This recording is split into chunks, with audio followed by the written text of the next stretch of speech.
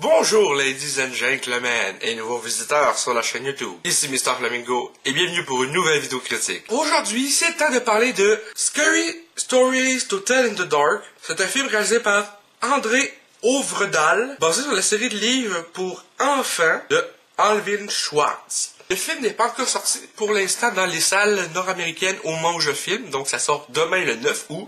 La raison pour laquelle j'ai été capable de voir le film en avance, c'est qu'il y avait un concours organisé par Horror Québec et les films Séville.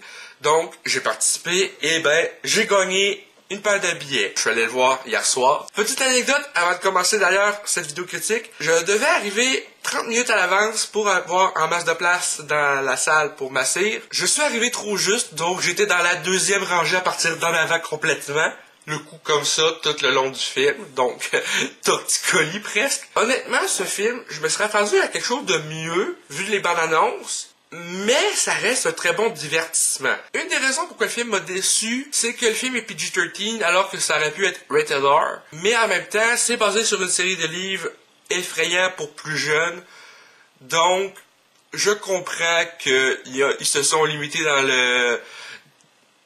dans le rating pour être capable que la majorité du monde puisse aller voir le film. Ça reste un film qui fait des sursauts. Je vous le cache pas. Des bouts qui font un peu peur, oui. Il y a des bouts que je regardais presque pas l'écran parce que je me doutais qu'elle allait avoir un jumpscare et j'avais raison à ces moments-là. J'ai eu assez de films d'horreur pour savoir comment la formule. Au final, j'ai vraiment aimé ça. Même si c'est moins bon que ce à quoi je m'attendais. J'ai aimé les acteurs. Honnêtement, je sais pas si le film reflète assez bien les livres.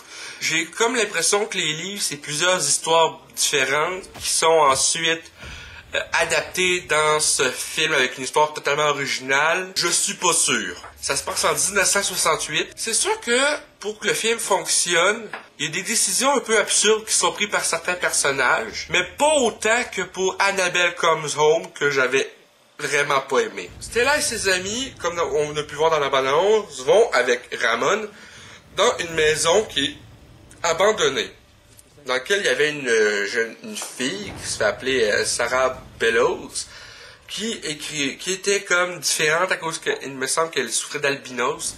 Tu sais, la peau toute temps blanche, mettons que quelqu'un qui est asien afro-américain peut souffrir d'albinos en ayant la peau et les cheveux genre vraiment blanc, genre plus blanc que moi.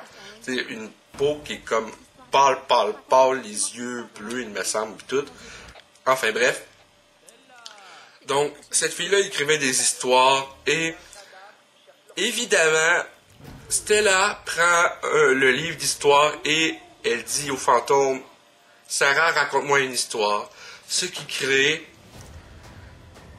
réveille plutôt le fantôme pour écrire des histoires à propos de ses amis, puis c'est comme ça que les événements se produisent. C'est sûr que c'est un peu quétaine de prendre un livre dans une maison abandonnée comme ça, puis de carrément comme demander à la personne décédée de te lire une histoire puis tout le kit, mais ça fonctionne déjà mieux que pour moi Annabelle Comes Home, parce que là le personnage Stella, elle aussi écrit des histoires d'horreur, donc elle veut entendre ou lire les histoires que Sarah Bellows écrivait quand elle était enfermée dans le genre de gros sous-sol macabre. Et contrairement à Annabelle Comes Home, justement, où que une fille décide de tout simplement entrer dans une pièce où tout est hanté, je trouve que là, c'est déjà plus crédible parce que, de un, le manoir n'est pas hanté forcément, et de deux, ils trouvent un livre qu'ils ne savent pas qui est comme lié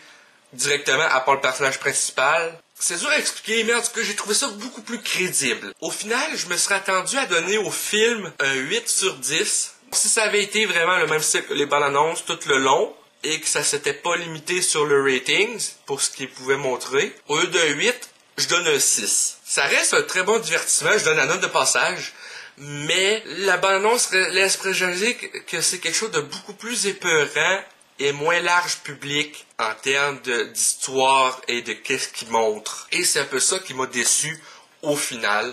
C'est que la bande-annonce laisse présager que ça va être un peu plus graphique et pour le produit qu'on voit en salle. Donc ça va être pas mal tout pour cette vidéo critique de Scary Stories to Tell in the Dark. J'espère que ça vous a plu. Si c'est le cas, n'hésitez pas à me dire dans les commentaires, à laisser un petit like, ça fait toujours plaisir, et un abonnement à ma chaîne pour de nouvelles vidéos chaque semaine, normalement. Donc sur ce, à la prochaine les cocos!